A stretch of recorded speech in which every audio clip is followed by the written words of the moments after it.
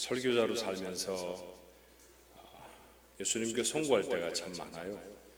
예수님은 이곳저곳 다니시면서 말씀 전하셨을 때 변별한 대접도 한번 받지 못하셨는데 내가 그 예수님 말씀 나누면서 이렇게 극진한 환대와 대접을 받아도 되나 그런 생각이 많이 듭니다. 이번에도 선한 우리 교회에 와서 대접 잘 받고 여러분과 아름다운 교제 나누게 하셔서 먼저는 하나님께 감사하고요, 대접해 주신 교회와 여러분 앞에 감사의 말씀 드립니다. 덕분에 허리띠가 조금 늘어났어요. 덜어내려고 하면 좀 고생을 해야 할 것 같습니다. 하지만 밥을 사주시고 좋은 숙소에서 자게 해주신 것보다도 더 제게 감사한 것은 말씀을 전할 때 정말 열심히 들어주신 게 얼마나 감사한지, 여러분의 마음속에서 들려지는 말씀들 그대로 한번 살아보리라 이런 다짐이 보여져서 얼마나 감사한지 몰라요. 여러분, 우리가 피차 한국과 미국에 떨어져 있더라 할지라도 하나님 주신 말씀대로 잘 살아서 여러분도 저도 하나님 앞에 칭찬받게 되기를 바랍니다. 그 크고 거룩한 교회, 하나님의 영광을 멋지게 나타내는 성도와 성도님들과 교회가 되기를 주님의 이름으로 축원합니다. 시간마다 이렇게 찬양으로 섬겨주신 집사님께 감사하고요, 사회만 잘 보시는 줄 알았더니 찬양도 잘하시고 팔방미인이신 것 같아요. 그렇죠? 또 여러분이 부흥의 기간 동안에 특별히 음악회를 하셔서 제게는 아주 독특한 경험이었습니다. 즐거워하신 여러분 모습이 참 좋았습니다. 경품이 하나 맞았으면 더 좋았을 텐데 또 사실은 안 된 게 얼마나 다행인지 몰라요. 이제 뽑아놓고 또 제가 걸리면 이게 주최 측의 농간이라고 그럴 수도 있기 때문에 여러분 즐거워하는 모습이 제겐 참 좋았습니다. 그리고 저한테도 아주 특별한 경험이었고요.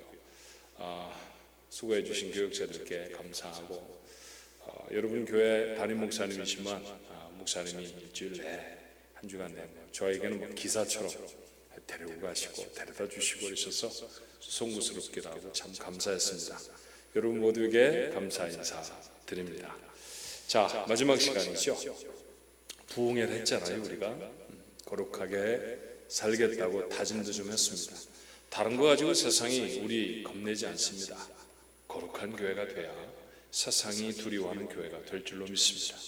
우리가 섬기는 섬김이 세상의 어떤 섬김과도 다른 섬김이 되려고 하면 거룩한 섬김이 되어야 합니다. 숫자가 적게 모이든 많이 모이든 교회의 본질은 하나님께 구분되어진 거룩의 일로 믿습니다. 너희는 큰 교회가 되라 그렇게 말씀 안 하셨어요. 내가 거룩하니 너희도 거룩하라. 거룩한 삶이 우리에게 사라져야 합니다. 틀린 말이라고 아무도 생각하지 않으실 거예요. 그래야 할 거야, 그렇게 살아야 돼 라고 하실 것입니다. 그런 결단을 하고 부흥회가 마치고 여러분의 남은 생애를 그렇게 살면 축복이 있을까요? 복을 막 받을까요? 고난이 찾아올지도 모릅니다. 자, 바울의 말을 한번 들어볼까요?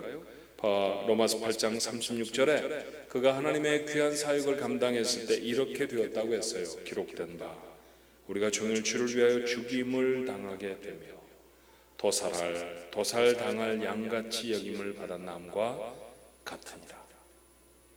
복음을 열심히 전했는데 사람들에게 감사를 보여주고 그를 축복하고 또 그의 삶이 윤택해지고 하나님 주신 놀라운 역사들을 사람들에게 증거할 정도로 그렇게 모든 일들이 다 잘 되어졌던 것만은 아닌 것 같죠. 동족들이 그 앞에서 일어나고 자신의 삶에는 고난이 찾아옵니다. 하나님이 주신 사명을 감당하려고 했더니 죽을 것 같았다 그런 말이에요. 그런데 이 말씀을 읽어보면 환난이 있고 박해가 닥쳐와도 도처에 위험이 있고 생명을 위협하는 칼 앞에 서게 되어져도 바울이 기가 죽질 않습니다. 사실 많이 힘들다라고 하는 표현을 로마서 8장에 하고 있는데 그의 어떤 선포보다도 힘있고 능력 있는 말씀 같아요. 그는 죽지 않고 복음을 증거하는 일을 멈추지도 않았습니다. 비결이 뭘까요?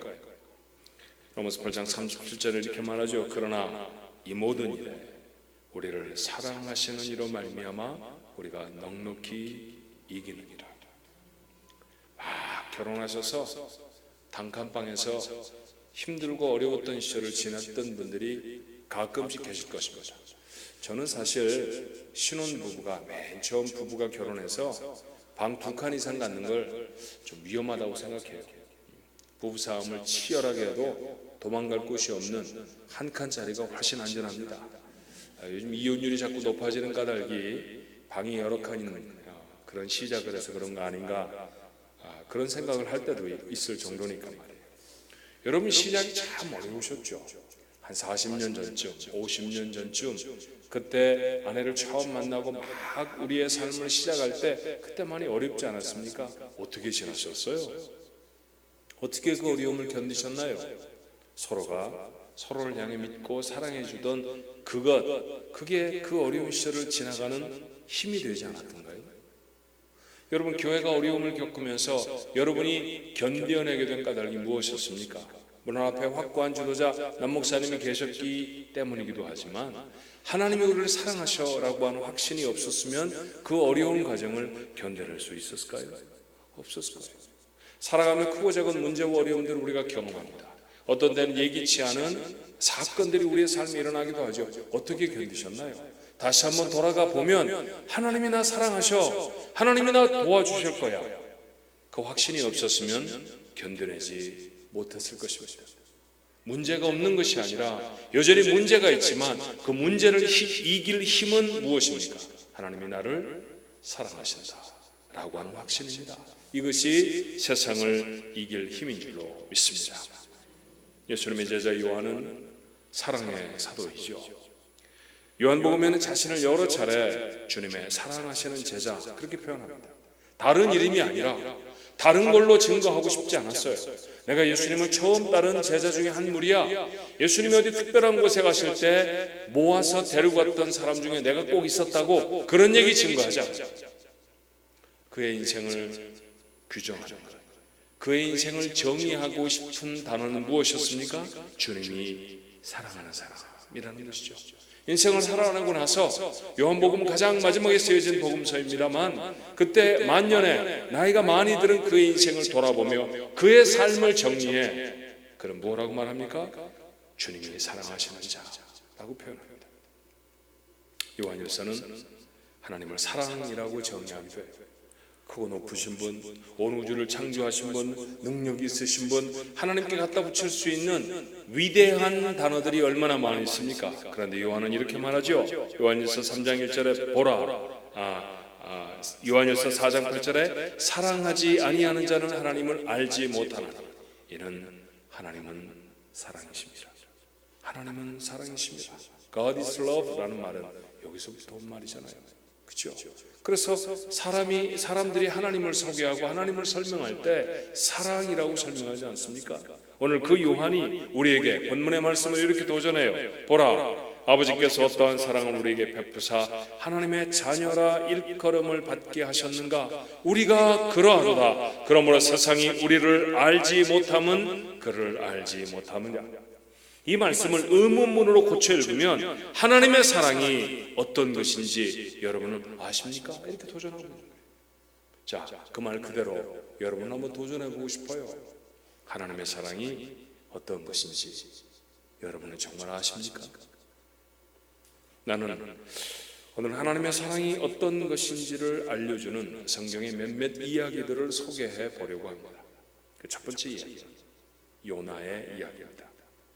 요나는 북이스라엘의 선지자였어요. 그저 이스라엘은 하나였었는데 반동가리가 나서 북쪽에 모여있는 10개의 지파를 북이스라엘 그렇게 불렀고요, 남쪽에 있는 2개의 지파를 남유다 그렇게 불렀습니다. 남북이 갈라져 버린 것이죠. 그런데 그 북쪽은 비교적 하나님과 좀 거리가 있는, 하나님께 조금 더 불충한 그런 민족이 바로 북이스라엘이었고요, 그나마 남쪽 유다는 하나님께 좀 더 가까운 사람들, 그런 나라였습니다. 사실은 도토리 키재기라고 해도 될 거예요. 두 나라 다 하나님께 불충하기는 거기서 거기일 수 있습니다만 그래도 예루살렘을 담고 있는 예배의 장소를 잃어버리지 않았던 남쪽 유다가 비교하자면 좀 나았습니다. 그러니 영적으로 훨씬 피폐해진 곳, 그 북쪽 나라, 그 나라에서 활동하는 것, 선지자로 활동하는 것 어려울 것입니다. 그 북이스라엘의 선지자가 바로 요나였죠. 그런데 그가 어느 날 황당한 명령을 하나님으로부터 받아요. 요나서 1장 2절의 말씀에 보니까 너는 일어나 저 큰 성읍 니느웨로 가서 그것을 향하여 외치라. 그 악독이 내 앞에 상달되었음이니라 하시니. 선지자가 외쳐야 할 말씀, 하나님의 심판이잖아요. 그러므로 하나님이 누군가가 심판하시겠다라고 말한다고 하면 그것은 사실은 재앙이 아닙니다. 여러분 그렇잖아요. 아이가 잘못을 합니다.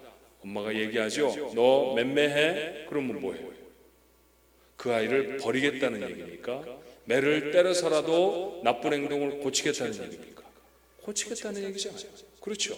하나님이 만약에 선지자를 통해서 누군가에게 심판의 메시지를 전한다고 하면 그에게 구원 얻을 수 있는 기회를 주시는 것이다 라는 사실이죠. 그걸 요나가 모르지 않았습니다. 그래서 이 명령은 요나에게 황당한 명령이었어요. 왜냐하면 그 구원의 메시지를 증거해야 하는 대상이 누구냐 하면 니느웨라는 사람이, 니느웨라는 성의 사람들이었거든요. 어떻게 하나님이 니느웨 성에 구원을 선포하라고 하실 수 있습니까? 하나님은 니느웨 사람들이 얼마나 못된 사람들인지 정말 모르신다는 말일까요?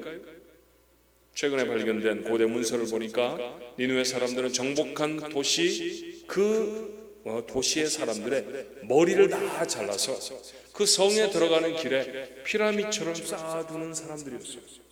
얼마나 잔인한 사람들입니까?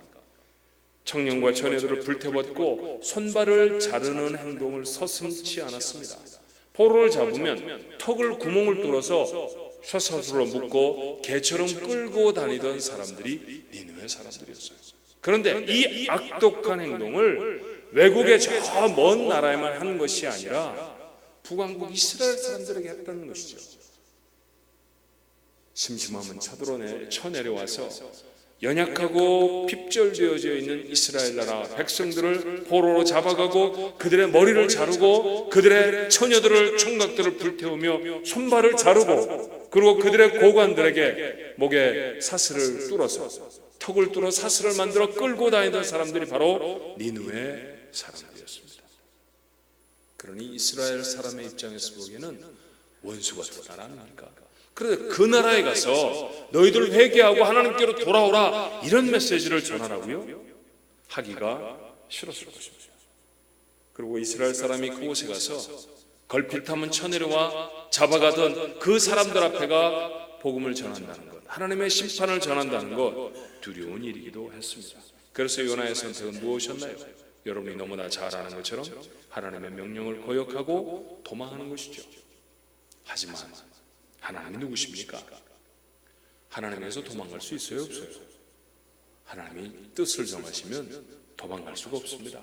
한번 하나님이 정하시면 반드시 이루시는 분이십니다. 하나님은 요나를 물고기 뱃속에 가두셨고요, 요나는 마침내 항복을 합니다. 오해하지 마십시오.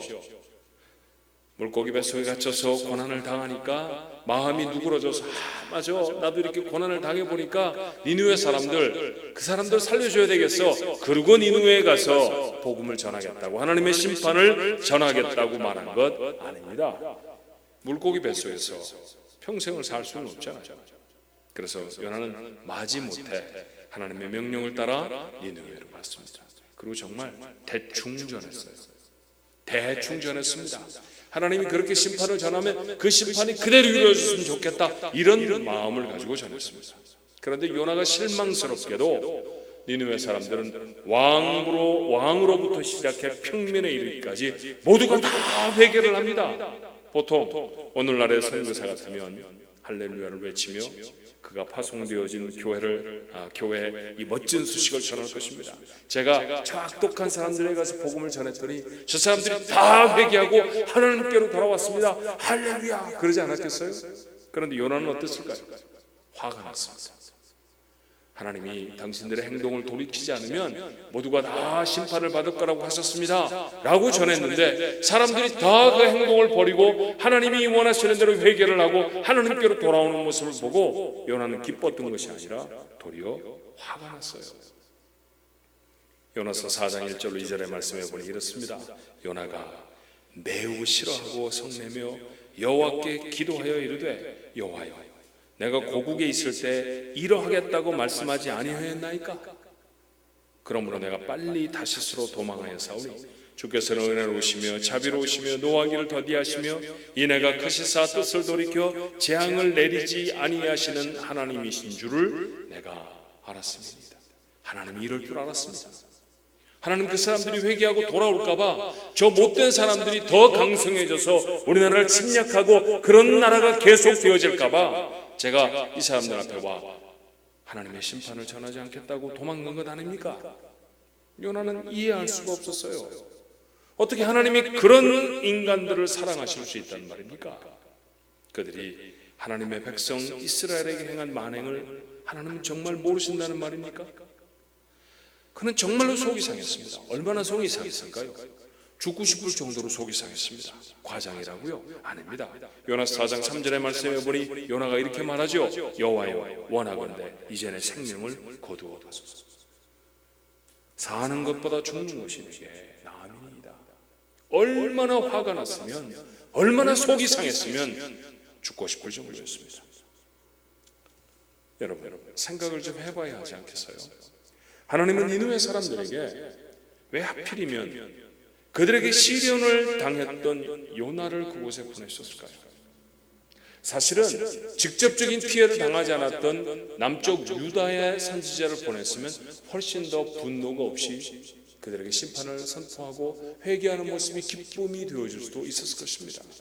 그런데 피해를 당하고 압박을 당하고 잃어버리고 곁에 그 사람들 때문에 부모를 잃어버리고 남편을 잃어버린 사람들을 가득 가지고 있는 그 참담한 경험을 하고 있었던 요나에게, 그 행위를 했던 그 가해자에게 가서 하나님의 메시지를 전하고 말씀하신 까닭은 무엇이었을까요? 누구보다도 그들이 싫었을 요나에게 하나님은 그런 사람도 사랑한다는 사실을 보여주시는 것은 아니었겠습니까?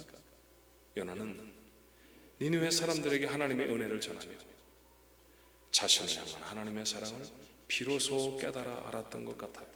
그러고 보니까 요나서는 읽다 보면 갑작스럽게 끝을 맺습니다. 무엇인가 더 기록할 말이 남아있는 것 같은데 턱 멈춰버려요.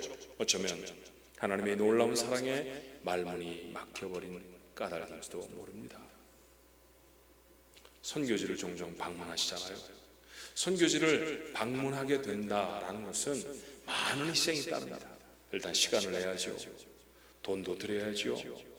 그렇게 그들에게 방문합니다. 그러니 그곳에 있는 사람은 우리가 가지고 있는 게 얼마나 고마울까요? 얼마나 감사할까요? 우리보다 잘 사는 나라에서, 우리보다 어려운 곳이 없는 나라에서 자기들의 시간을 내고 재물을 들여서 우리에게 와 우리에게 필요한 것들을 채워주고 특별히 우리에게 복음을 전해주고 우리를 위로해주는 사람들, 그 나라 사람들 참 감사하고 좋을 것입니다. 그런데 여러분, 누가 더 기쁠까요?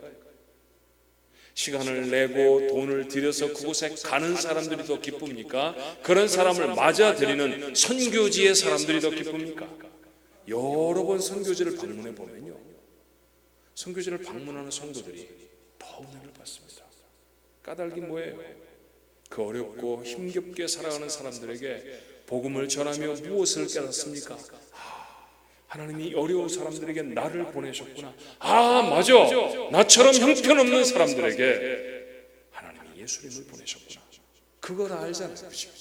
선교지에 가서 보면 놀라운 사랑을 입은 사람들이 그 사람들이 아니라 나라고 하는 사실을 깨닫게 되기 때문에 선교지를 방문한 사람들이 모두가 다 은혜를 경험하고 돌아오게 됩니다. 사랑은 책으로 배우는 게 아니에요.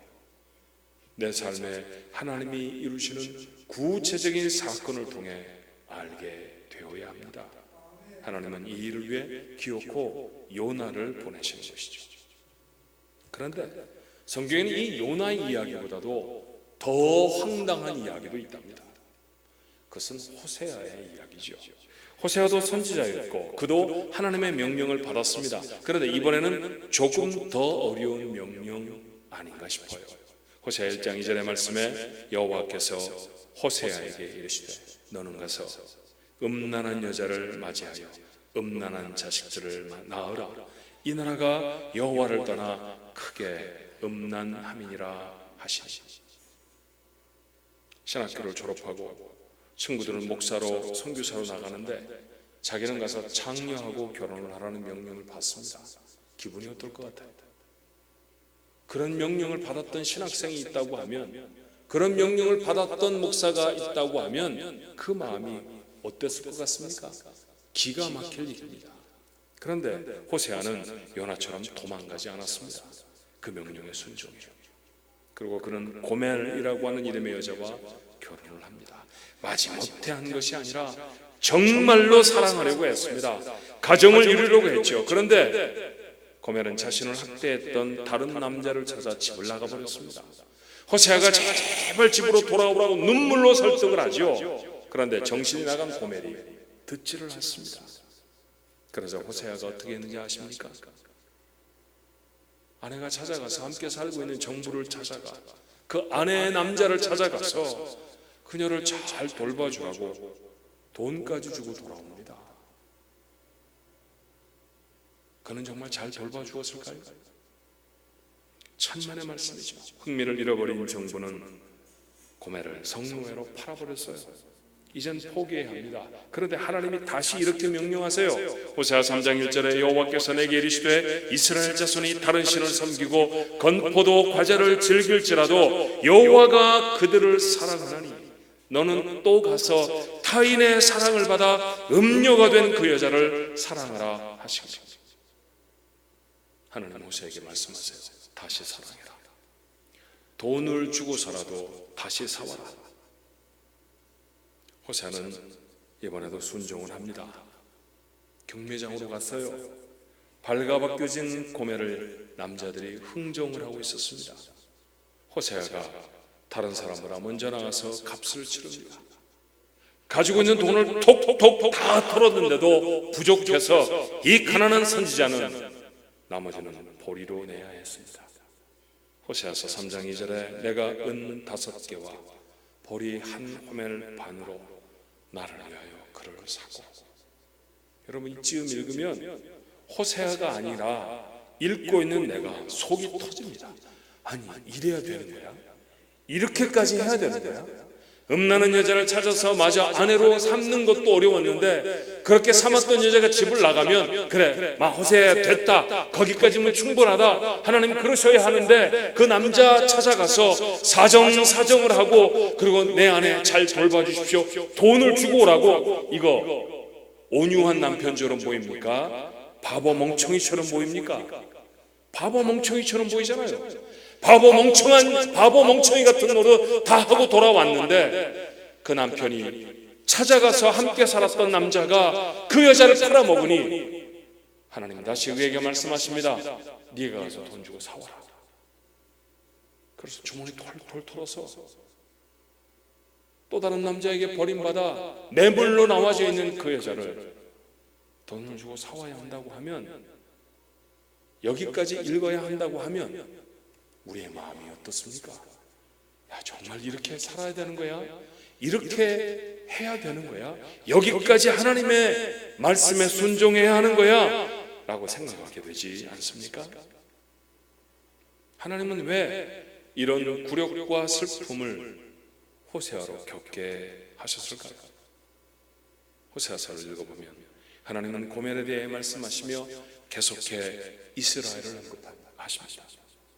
이 이야기는 호세아와 고멜 사이의 이야기가 아니라 하나님과 이스라엘 백성 사이의 이야기이기도 했어요. 그렇다고 하면 호세아가 당하는 고통, 아픔, 수치, 슬픔 누구 거라는 말입니까? 하나님의 것이라는 말이죠. 그래도 하나님은 이스라엘을 버리실 수가 없었어요. 호세아서 11장 8절에 이렇게 말합니다. 에브라임이여, 내가 어찌 너를 놓겠느냐? 이스라엘이여, 내가 어찌 너를 버리겠느냐? 내가 어찌 너를 아드마같이 놓겠느냐? 어찌 너를 스포임같이 두겠느냐? 내 마음이 내 속에서 돌이켜 나의 긍휼이 온전히 불붙는 듯하다. 내가 어찌 너를 버리겠느냐? 거짓말하는 자리에 섭니다. 하나님이 내가 하는 말이 거짓말인 것 다 아십니다. 그때 하나님 나에게 말씀하십니다. 내가 어찌 너를 버리겠느냐? 내가 하나님보다 돈을 훨씬 사랑합니다. 하나님의 전을 출입하다가 돈 되어진다고 하면 신앙이고 뭐고 다 팽개쳐버리고 돈에가 파묻혀버렸습니다. 고멜과 다를 게 무언가요? 남편 호세아를 버리고 또 다른 남자의 품을 파고들었던 이 더러운 여자와 무엇이 우리가 다릅니까? 그런데 하나님 우리가 말씀하십니다. 내가 어찌 너를 버리겠느냐? 구원받은 은혜가 우리에게 있는데 그 은혜대로 살지 않았던 삶이 우리에게 정말 많습니다. 제멋대로 삽니다. 하나님 아무리 말씀하셔도 하나님의 말씀에 순종하지 않습니다. 하나님, 그건 하나님의 말씀이고요, 나는 이렇게 살 거예요. 아무리 내가 살아가는 인생에 하나님이 길을 뚫고 들어오셔서 십자가를 지라고 말씀하셔도 구경만 합니다. 지나쳐가려고 합니다. 그건 내 길 아니라고 고집을 바득바득 부립니다. 그런데도 하나님 우리에게 말씀하십니다. 내가 그런다고 어찌 너를 버리겠느냐? 그게 하나님의 사랑이에요. 여러분, 고멜, 행실에 어울리지 않게 그 이름의 히브리어 뜻은 완성이라는 뜻입니다. Knowing God이라고 하는 걸출한 책을 쓴 신학자 패커라고 하는 사람이 있어요. 그 사람은 그의 책에 이렇게 썼더라고요. 이 사건을 언급하며 하나님은 당신의 자녀를 한 명도 빠짐없이 천국에 데려가시기까지 결코 완성된 행복을 누리지 않으십니다. 하나님의 기쁨이 완성되려고 하면 고멜이 있어야 한다는 거예요. 그렇게 떠나고 도망가고 다시 가고 그래서 진창만창 엉망진창이 되어져 버린 그 인생이 돌아와야, 그 인생을 하나님의 마음에 담아야, 그래야 하나님의 사랑이, 하나님의 기쁨이 완성되어진다는 것이죠. 고멜을 얻기까지 하나님의 행복이 완성될 수 없다는 것, 무슨 얘기입니까? 고멜 같은 나를 구원하시고 하나님은 비로소 행복하실 수 있다, 그런 얘기잖아요. 여러분, 하나님은 크신 하나님이십니다. 믿으십니까? 너무너무 크십니다. 너무 커서 보이지 않을 정도로 크십니다. 부족한 것이 아무것도 없습니다. 하나님에게는 뭐든지 다 있으십니다. 그런데 하나님은 우리에게 말씀하십니다. 난 다 가지고 있다. 근데 네가 없으면 난 안 행복해. 네가 빠져버리면 난 행복하지 않아. 나 다 가지고 있어. 아무것도 못하는 게 없어.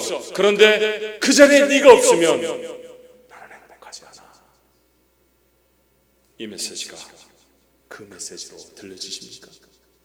우리에게 나타난 사랑이 어떤 것인지 요한이 아느냐고 물었습니다.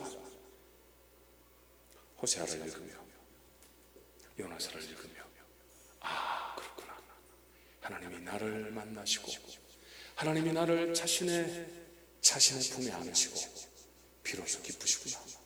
내가 뭐라고, 나 같은 게 뭐라고, 그 품에 안아주시는 것도 모르고 세상을 향해 제멋대로 방황할 때에도 하나님은 내가 너를 어떻게 버리냐, 내가 너를 어떻게 잊어버리냐.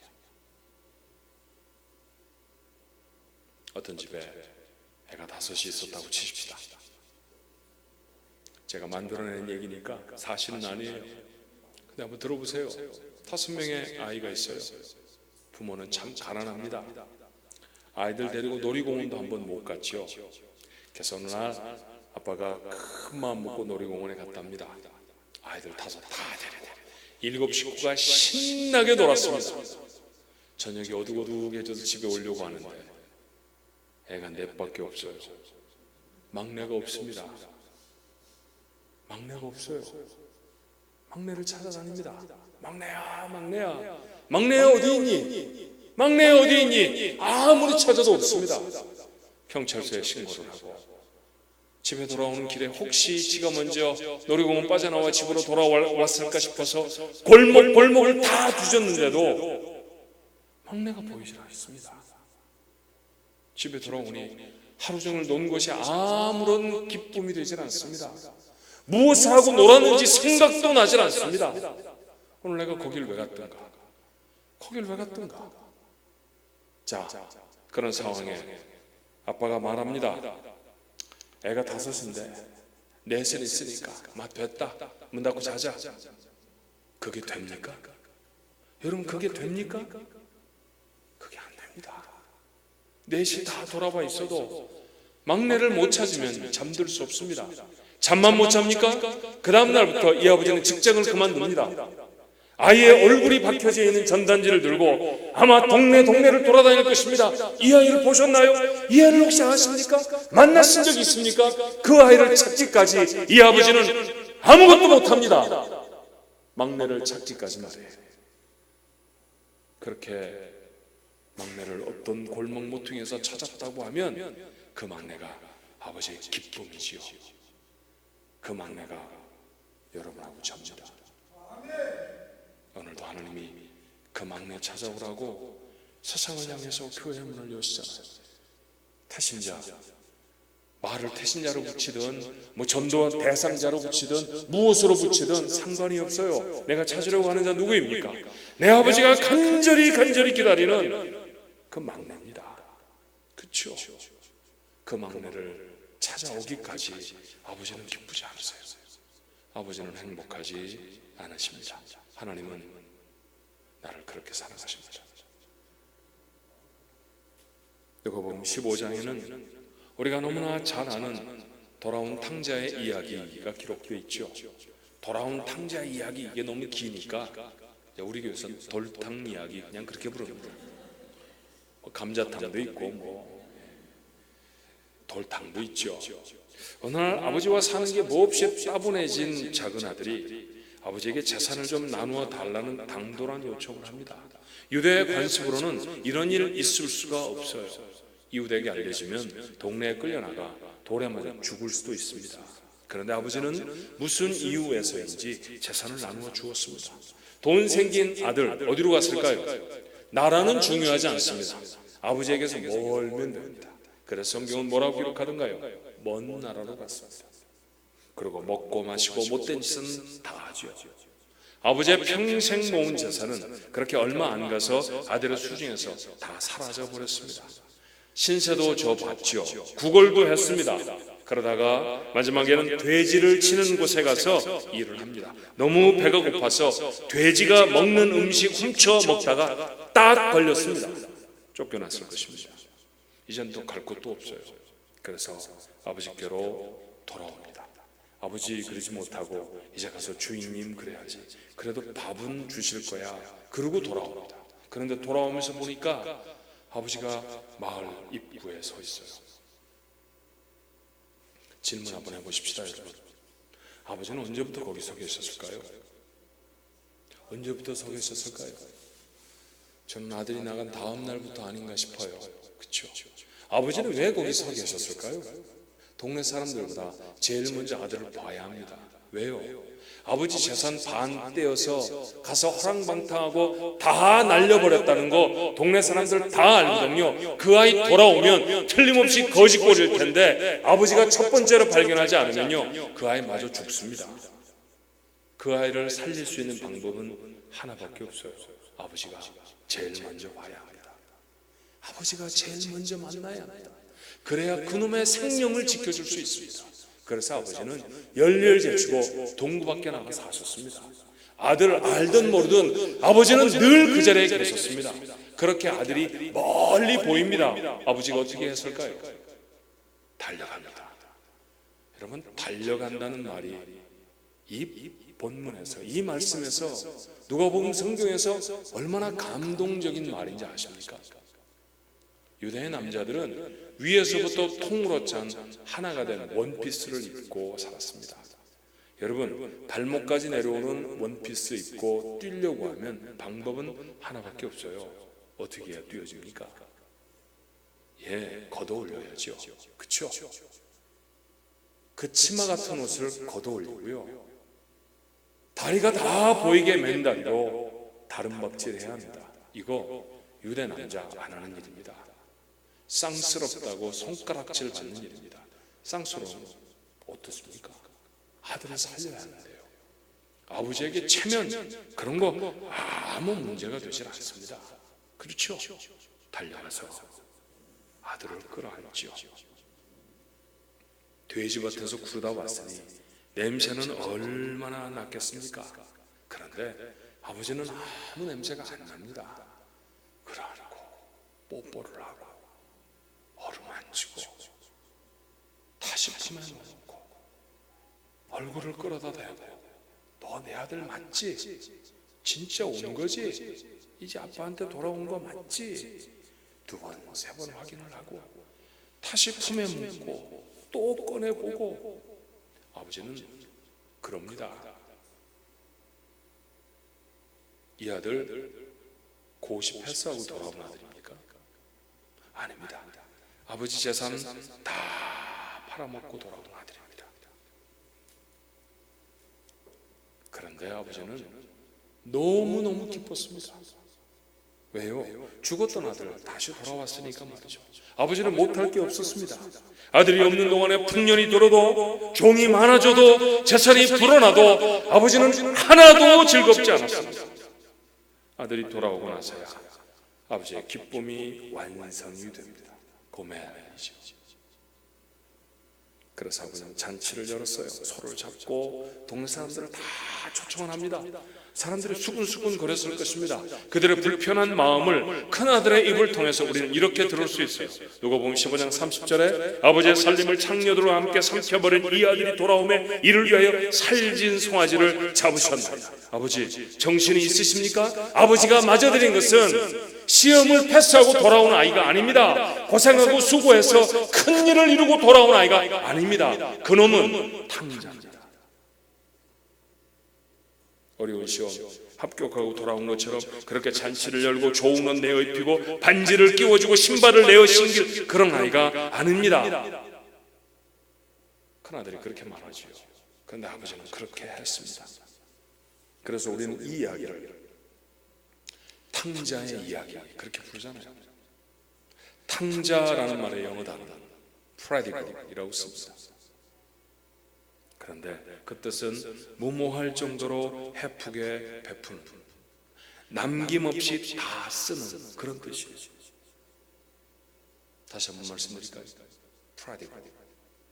오늘 본문에 기록되어 있는 탕자라고 하는 그 단어는 무모할 정도로 헤프게 베푸는, 남김없이 다 쓰는 그런 뜻이라고 했습니다. 뉴욕 리디머 교회를 섬겼던 팀 켈러 목사는 이렇게 말해요. 이 이야기에서 가장 그런 인물, 무모할 정도로 헤프게 쓴 사람은, 남김없이 다 써버린 사람은 유산을 탕진한 아들이 아니라 그런 아들을 용서한 아버지다. 그렇죠? 그래서 그는 책을 쓰고 그 책의 제목을 탕부 아버지, prodigal father 이렇게 적었어요. 탕부 아버지. 놀라운 이야기들입니다. 그리고 지금도 세상에서 일어나고 있는 이야기예요. 잔혹한 니느웨를 위해 구원의 계획을 가지고 계셨던 하나님, 볼장 다 본 인생이었던 고매를 버리실 수가 없어서 모든 것을 다 주고 구원해 내신 하나님, 잃어버린 아들이 돌아오기까지 무엇에도 기쁠 수 없었던 아버지 되신 하나님, 내 하나님입니다. 내 하나님입니다. 니느웨 사람의 하나님이 아니고, 고멜의 하나님만이 아니고, 탕자의 아버지만이 아니고 내 아버지 하나님이십니다. 돌아보면 내가 니느웨였고, 그렇잖아요. 칼만 안 들었지 입으로 사람을 얼마나 많이 죽였습니까? 그렇죠? 내가 했던 말 중에 어떻게 하면 저 사람의 가슴을 회복할 수 있을까 작정하고 했던 말 참 많을걸요. 그렇죠? 소리는 공기 속에 단 몇 초 존재하지 않지만 그렇게 전해진 내 마음은 어떤 사람의 마음에 30년도 남을 수 있어요. 아무렇지도 않게 했잖아요. 그렇죠? 니느웨가 납니다. 돈 좋아서 떠나고, 오락이 좋아 떠나고, 세상 즐거움이 좋아 떠나고, 하나님의 말씀이 뭔 줄 알면서도 제멋대로 살았고, 이거 고멜이잖아요. 그거 납니다. 집을 나가 아버지를 슬프게 했던 아들, 그거 납니다. 두말할 것도 없이 납니다. 그런데 하나님은 그들을 부르셨어요. 그리고 그들을 다 품에 안으십니다. 이 하나님의 사랑을 잊지 말고 알라고 하나님은 이런 사건들을 적으셨고요. 우리는 같은 사건을 우리가 사는 이 세상에서 경험합니다. 그러므로 이제는 잊지 말아야 해요. 모든 것을 다 가지고 계셔서 부족한 것이 조금도 없으신, 세상에 존재하는 그 어떤 것으로도 비교가 불가능한 크신 하나님이 나 때문에 슬프시고 나 때문에 행복하셨다고 말합니다. 하나님은 그렇게 나를 사랑하시는 하나님이십니다. 그래서 다른 게 필요가 없어요. 우리는 하나님 한 분이면 됩니다. 진짜예요. 목사만 하는 말이 아닙니다. 하나님 한 분이면 충분해요. 하나님 말고 다른 건 사실은 별로 안 필요해요. 하나님 한 분이면 충분합니다. 다 가지고 계신 하나님이 나를 사랑하십니다. 저희 아이들 어렸을 때 그 아이들 데리고 미국에 이것저것 여행 다녔거든요. 인터넷 잘 안 되고 할 때 여행을 가려고 하면 사실 잘 모르는 미지의 땅을 가야 하는데, 한국이야 서울하고 부산 가는데 4시간 5시간이면 가잖아요. 그렇죠? 그런데 제가 필라델피아 살 때 우리 교회 집사님이 목사님 디즈니랜드 한번 갔다 오시죠. 그래요. 그래서 디즈니 월드 좋죠. 얼마나 가면 됩니까? 21시간쯤 가면 될걸요? 21시간이 감이 안 잡히는 거예요. 21시간. 저는 서울에서 부산 오는 5시간밖에는 그렇게밖에 운전해 본 기억이 없어요. 막히면 7시간, 10시간 걸리지만 그건 막히는 거고, 그저 쭉 가면 5시간이면 되잖아요. 그런데 21시간을 가야 한다니. 그래서 그 길을 가려고 하면 어디에서 자야 하고 어디까지 가야 하고 계획을 다 세워야 합니다. 미리 전화를 해서 호텔을 예약을 해놓고 숙소를 잡아놓고 뭐 그래야죠. 집사람은 잔뜩 먹을 거 챙기고 옷 챙기고, 그래서 트렁크에 한가득 싣습니다. 저는 돈도 준비하고요, 기사도 준비하죠. 운전기사. 저 말입니다. 제가 운전기사입니다. 그렇게 해서 다 준비를 하는데 우리 아이들 곰돌이 하나 들고 달랑 탑니다. 아무것도 필요가 없어요. 걔한테 뭐가 필요합니까? 아빠만 있으면 돼요. 뭐가 필요합니까? 아빠만 있으면 먹을 때가 되면 먹여줄 거고, 잘 때가 되면 재워줄 거고, 위험한 상황 아빠가 지켜줄 거고, 아빠만 있으면 돼요. 그래서 성경 우리에게 말합니다. 어린 아이 같지 아니하면 천국에 들어가지 못한다. 이 믿음이 없으면, 하나님만으로 충분하다 믿지 못하면 하나님 나라 백성 아니다. 사랑하는 성도 여러분, 하나님은 이렇게 절절하게 우리를 사랑하시는데 우리는 하나님 앞에 어떤 자인가? 이 무모한 하나님의 사랑, 이게 내게 일어난 최고의 사건입니다. 또 다른 하나님의 자녀를 위해 지금도 일어나야 할 사건입니다. 이제 우리는 우리에게 나타난 하나님의 사랑을 압니다. 이 사랑을 가슴에 담아야 세상을 이길 능력이 여러분 것이 되는 줄로 믿습니다. 하나님의 말씀 누가 지키나요? 하나님 사랑하는 사람이 지킵니다. 불받는 사람이 지키는 거 아니에요. 하나님을 사랑하는 자가 하나님의 말씀을 지켜요.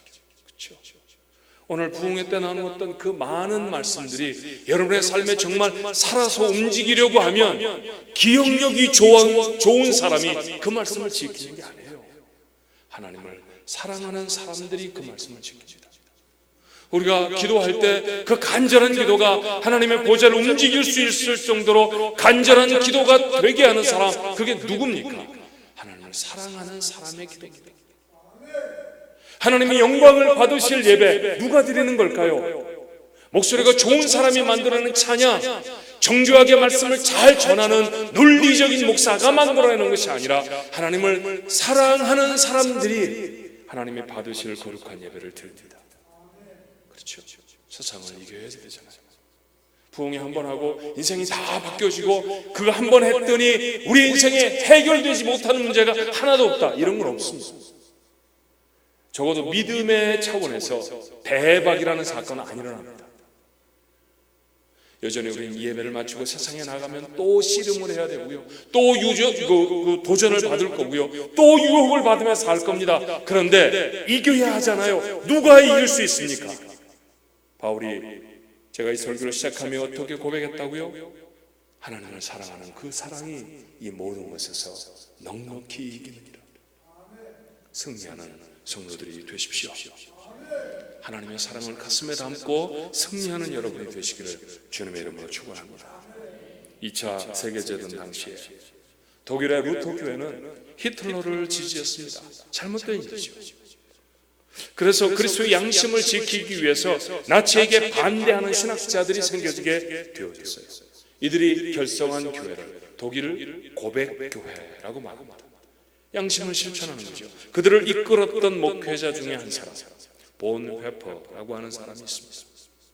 나치의 탄압으로 고백교회 참여자들이 심하게 박해를 받았고, 본회퍼는 1943년 4월에 체포돼서 2년 동안 수용소를 전전합니다. 그러다 1945년 4월 9일 플로센빌크 수용소에서 교수형에 처해져요.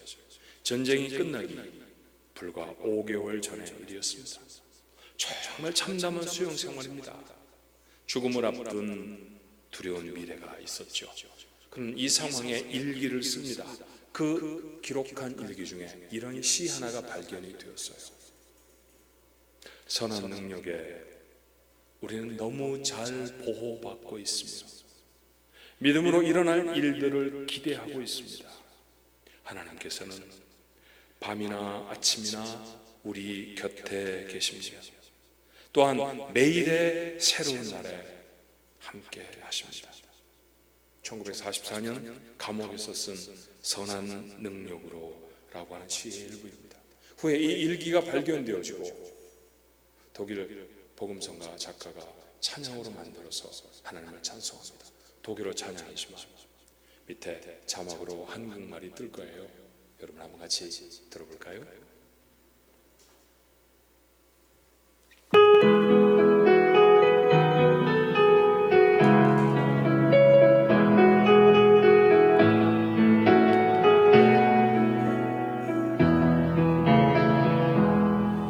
Von guten Nächten treu und still umgeben, behütet und getröstet wunderbar. So will ich diese Tage mit euch leben und mit euch gehen in ein neues Jahr. Von guten Mächten wunderbar geboren, erwarten wir getrost, was kommen mag. Gott ist mit uns am Abend und am Morgen und ganz gewiss an jedem neuen Tag. Noch will das Alte unsere Herzen quälen, noch drückt uns böser Tage schwere Last. Ach Herr, gib unseren aufgescheuchten Seelen das Heil, für das du uns bereitet hast. Von guten Mächten wunderbar geboren, erwarten wir getrost, was was kommen mag. Gott ist mit uns am Abend und am Morgen und ganz gewiss an jedem neuen Tag. Lass warm und still die Kerzen heute flammen, die du in unsere Dunkelheit gebracht. Für wenn es sein kann, wieder uns zusammen. Wir wissen es, dein Licht scheint in der Nacht. Von guten Mächten wunderbar geborgen, erwarten wir getrost, was kommen mag. Gott ist mit uns am Abend und am Morgen und ganz gewiss an jedem neuen Tag.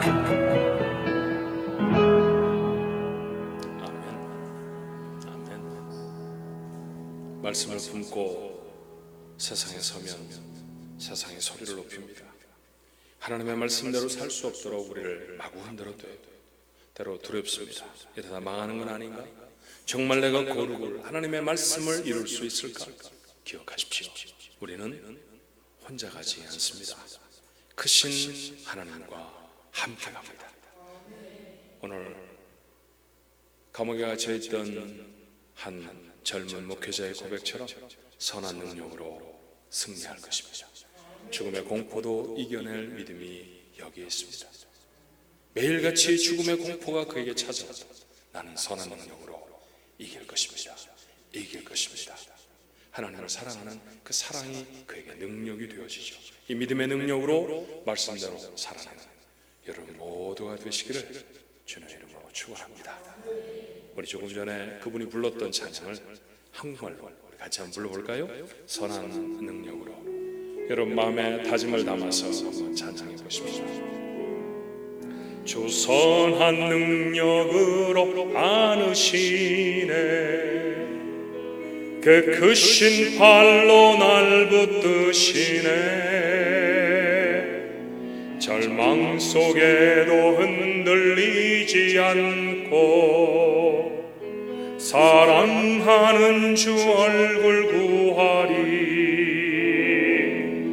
선한 능력으로 일어서리. 주만 의지하리. 믿음으로 우리 고대한에 주 오실 그 영광의 새날을 맞이하리. 1절 다시 한번 부릅시다. 주 선한 능력으로 안으시네, 그 크신 팔로 날 붙드시네. 절망 속에도 흔들리지 않고 사랑하는 주 얼굴 구하리. 선한 능력으로 일어설 것입니다. 선한 능력으로 일어서리. 주만 의지하리. 믿음으로 우리 고대한에 주 오실 그날 영광의 새날을 맞이하리. 이전의 괴로움 날 애워싸고 고난의 길을 걷는다 해도 주님께 모두 맡긴 우리 영혼 끝내 승리의 날을 맞으리. 선한 능력으로 일어서리. 주만 의지하리. 믿음으로 우리 고대한에 주 오실 그날 영광의 새날을 맞이하리. 주님이 마신 고난에 주님이 마신 고난 애쓴 잔을 우리도 감사하며 받으리. 주님의 남은 고난 채워가며 예수와 복음 위에 살리라. 아멘 아멘. 선한 능력으로 일어서리. 주만 의지하리. 믿음으로 우리 고대한에 주 오실 그날 승리의 새날을 맞이하리. 선한 능력으로 일어서리. 주만 의지하리. 믿음으로 우리 고대한에 주 오실 그날 승리의 새날을 맞이하리. 영광의 새날을 맞이하리. 아멘. 아멘. 같이 한번 기도하십시다. 여러분, 두려움이